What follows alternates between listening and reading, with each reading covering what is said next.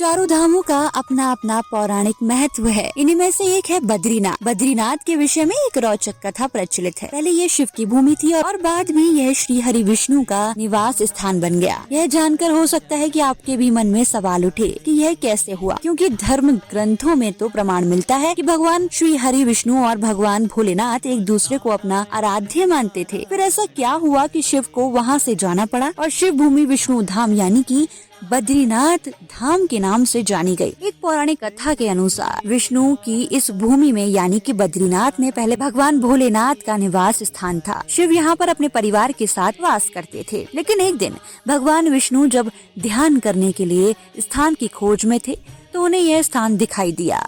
यहाँ के वातावरण को देख वह मोहित हो गए, लेकिन वह जानते थे कि यह तो उनके आराध्य का स्थान है। ऐसे में वह उस जगह पर कैसे निवास करते।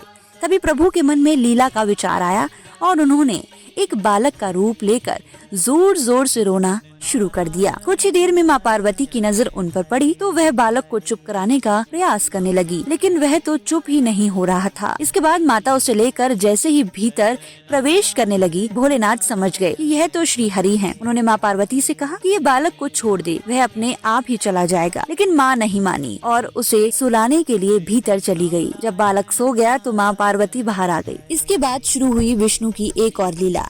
उन्होंने भीतर से दरवाजे को बंद कर लिया और जब भोलेनाथ लौटे तो भगवान विष्णु ने कहा कि यह स्थान मुझे बहुत पसंद आ गया है, अब आप यहाँ से केदारनाथ जाएं, मैं इसी स्थान पर अपने भक्तों को दर्शन दूंगा। इस तरह शिव भूमि भगवान विष्णु का धाम बद्रीनाथ कहलाई और भोले केदारनाथ में निवास करने लगे।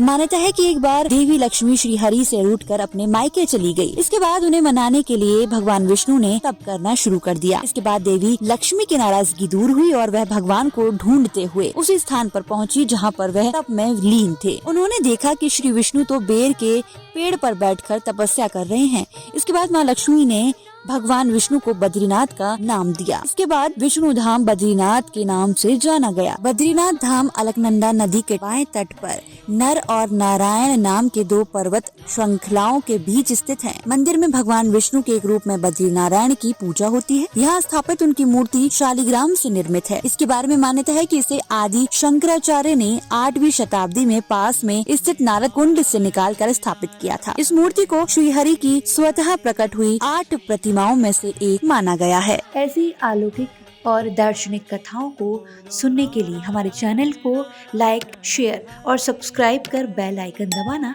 ना भूलें और देखते रहें हिंद बज़ भक्ति।